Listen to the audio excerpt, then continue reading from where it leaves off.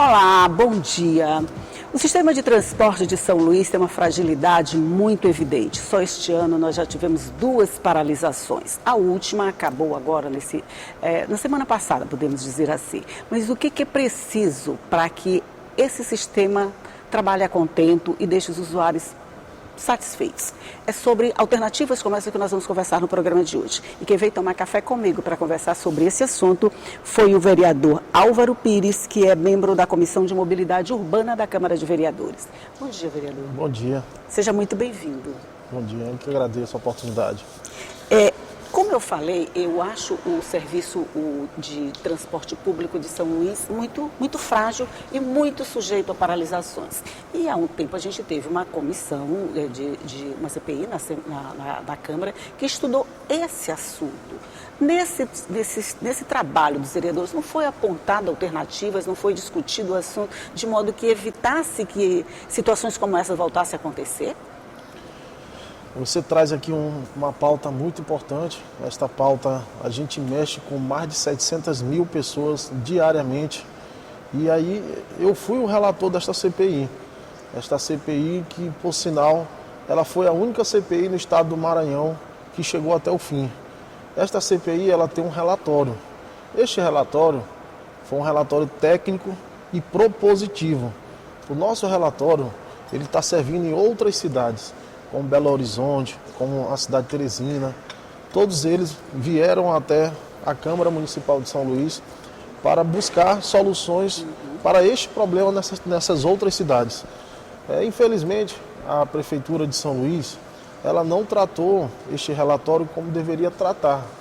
Mas aí eu quero deixar uma boa notícia para você que está em casa, que o nosso relatório, ele ainda está na sua segunda fase, que é a fase do Ministério Público.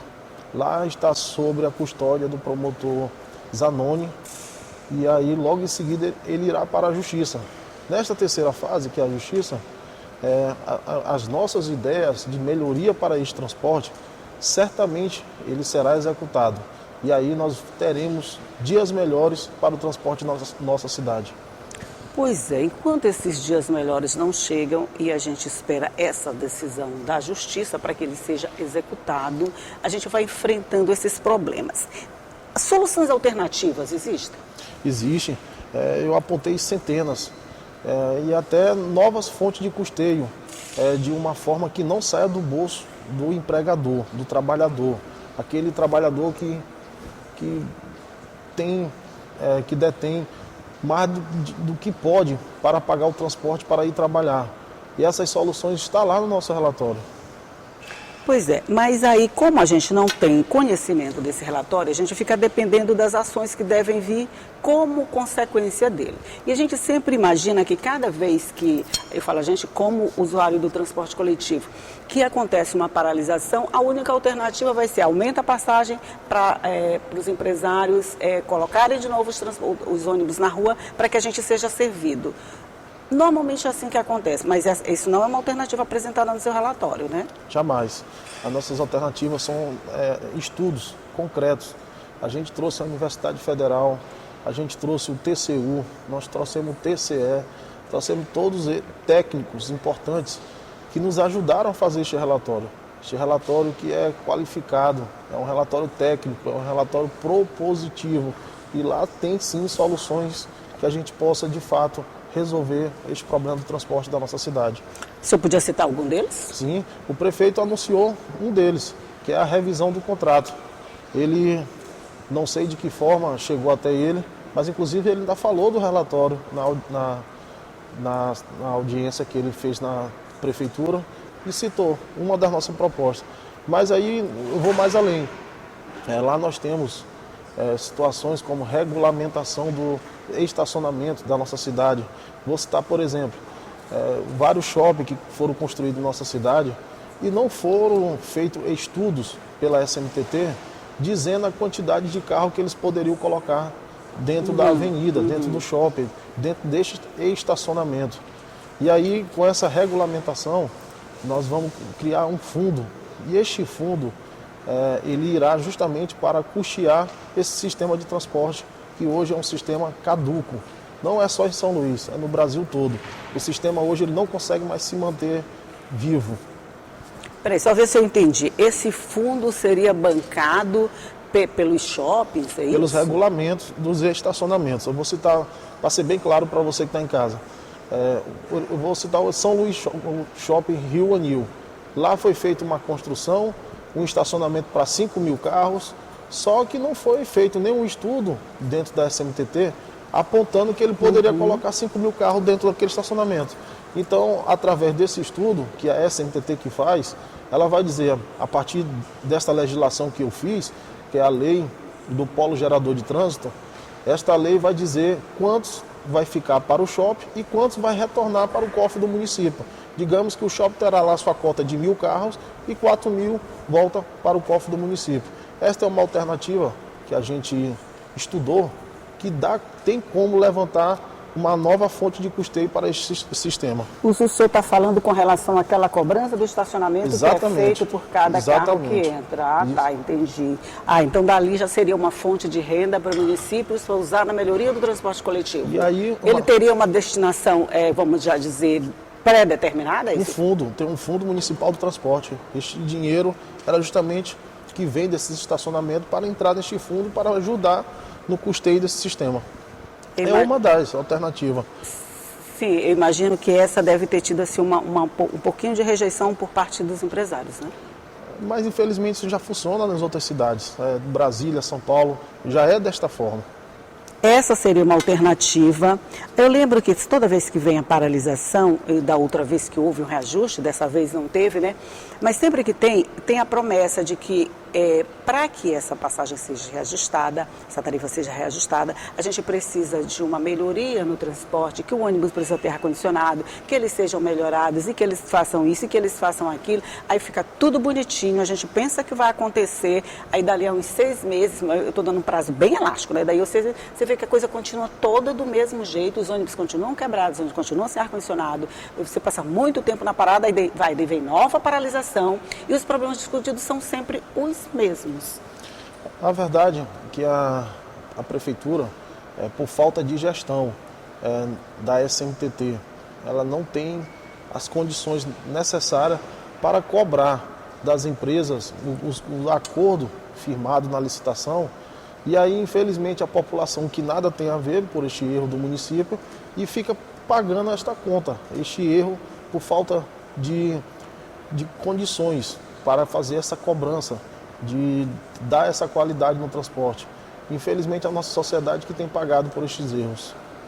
Qual a participação, eu falo além da CPI, que já foi feita, já foi encerrada, o relatório já foi apresentado, mas além disso, qual a participação mais efetiva que a Câmara de Vereadores, que são os representantes mais perto do povo, né, pode dar a respeito desse assunto?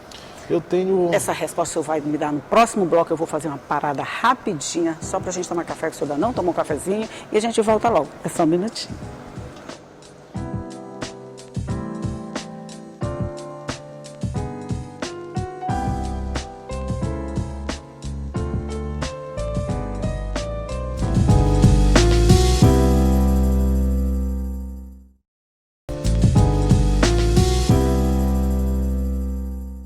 Estamos de volta conversando aqui sobre o sistema de transporte público de São Luís com o vereador Álvaro Pires, e a gente estava falando das soluções mais imediatas, vamos dizer assim, e qual a participação da Câmara de Vereadores nesse processo todo. Eu volto a dizer, eu fui relator da CPI do Transportes. Naquela oportunidade eu trouxe a São Luís o Otávio Cunha.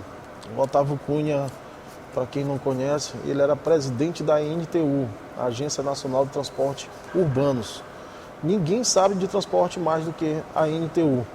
E aí, naquela oportunidade que nós trouxemos o Otávio, ele já dizia que a melhor forma de combater a crise do transporte urbano é dialogando. E aí, com o diálogo, a gente aprendeu que a gente consegue sim resolver os problemas desta cidade. E aí eu fui o mediador. Eu consegui ir até o presidente da MOB, que é o Adriano Sarney hoje, né? E a gente conseguiu, nas primeiras horas, acabar com a greve do transporte semi-urbano. transporte semiurbano que ele percorre por toda São Luís, mas ele sai das cidades vizinhas, da região metropolitana. E logo em seguida eu parti para cima para a gente mediar esse problema com a cidade de São Luís, que era o mais grave. São mais de 500 linhas de ônibus que a cidade ficou sem. E aí, com o diálogo, a gente conseguiu ser o mediador e solucionar este problema do transporte da cidade. Solucionar o problema da cidade. Eu imagino que falado assim parece ser fácil, mas deve ser um processo muitíssimo complicado. Envolve a prefeitura, envolve a Câmara, a Secretaria de Mobilidade Urbana, os empresários. São pelo menos 4 pontas aí para juntar e dar uma mistura boa. De fato, são 3 partes. Os empresários, que é os 7 sindicatos dos empresários de transporte, os rodoviários, que é o sindicato de rodoviários dos trabalhadores, que infelizmente os trabalhadores estavam trabalhando sem receber seus salários. Foi por esse motivo que gerou a greve. E a terceira parte é a dona da concessão, que é a Prefeitura de São Luís. São 3 pontos, né? 3 Quer dizer, pontos. a MOB não entra nessa negociação, A MOB entra né? No semi-urbano, mas na semi-urbano, urbana né? ela Na não área entra. urbana é só o representante dos trabalhadores, os empresários e a prefeitura. Isso. Certo. E a Câmara entra como uma mediadora depois se a coisa desgringolar, vamos dizer assim? Isso, a Câmara entrou como um mediador. A gente teve esse papel fundamental nessa discussão do transporte de nossa cidade.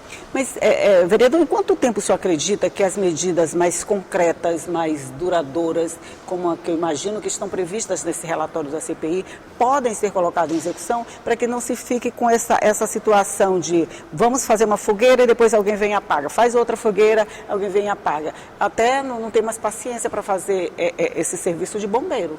Na verdade, o Brasil precisa parar. Nós avançamos na educação, avançamos na saúde e, infelizmente, a pauta do transporte público a nível nacional, ele não foi tratado como deveria ser tratado. Então, essa matéria, ela está além da Câmara, ela está além da Prefeitura, ela está além do governo do Estado e, muitas das vezes, ela foge até da esfera nacional. Eu dizia lá atrás, na segunda greve, que a guerra entre a Rússia e a Ucrânia, ele deu um impacto significativo no transporte de São Luís. E naquele momento eu até recebi críticas quando eu falei isso, mas eu fui mostrar por números. Tá, então me explique também que eu fiquei curiosa. O fertilizante, ele vem da Rússia, vem da Ucrânia, e aí ele impacta significativamente no óleo diesel. E aí o óleo diesel é a principal ferramenta deste transporte. E aí naquele momento o preço do óleo diesel foi lá para cima. E aí, com o aumento do preço do diesel, impactou no transporte aqui de São Luís. Então, existem coisas que fogem até da esfera nacional. Esse sistema, que ainda depende muito do óleo diesel, esse transporte, gera esse impacto e gera esses problemas para a nossa cidade. Aí, quando o senhor fala que houve esse impacto, óleo diesel reajustado, passa a impactar mais no orçamento das empresas. A gente não está dizendo que, então, essa tarifa tem necessariamente que ser reajustada para adequar esses custos para os empresários não ficarem perdendo? Depende.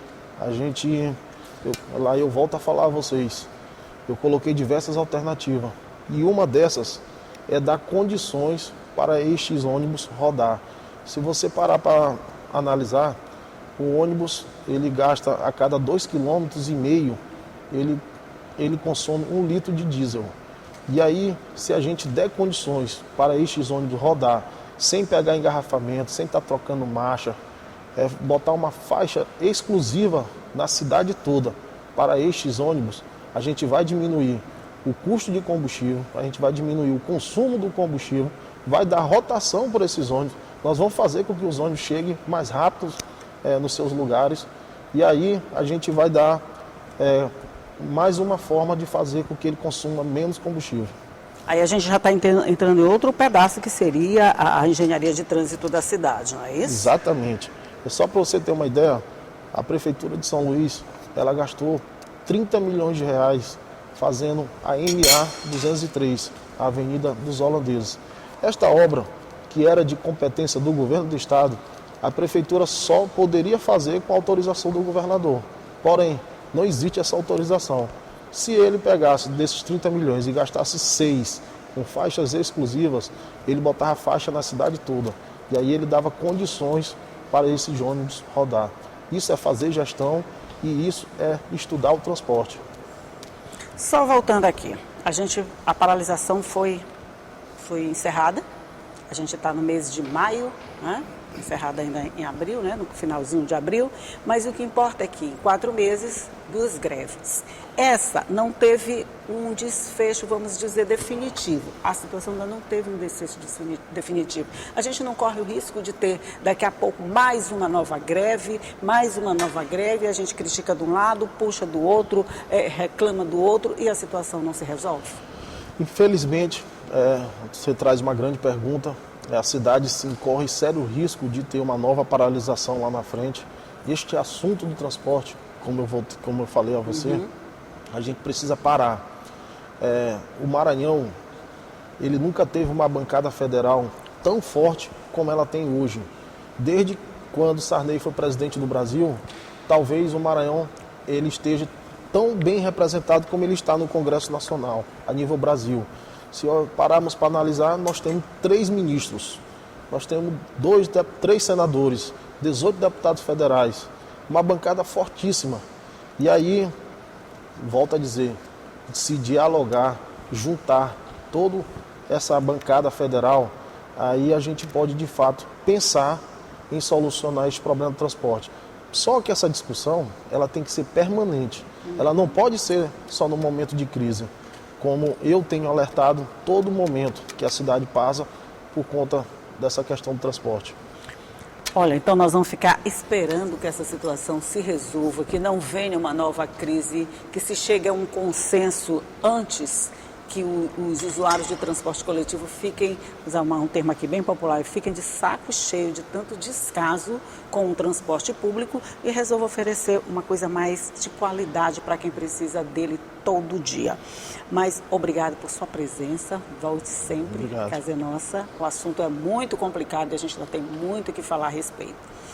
Muito obrigada, vereador. Bom dia para o senhor.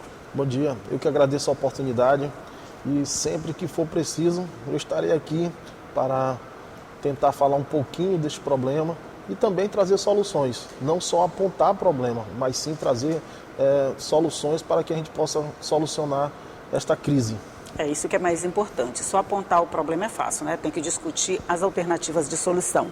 Muito obrigada a você do outro lado por estar assistindo a gente. E 9 horas amanhã eu estou aqui de volta com mais assunto, mais café quentinho, tudo para dar um up na sua manhã.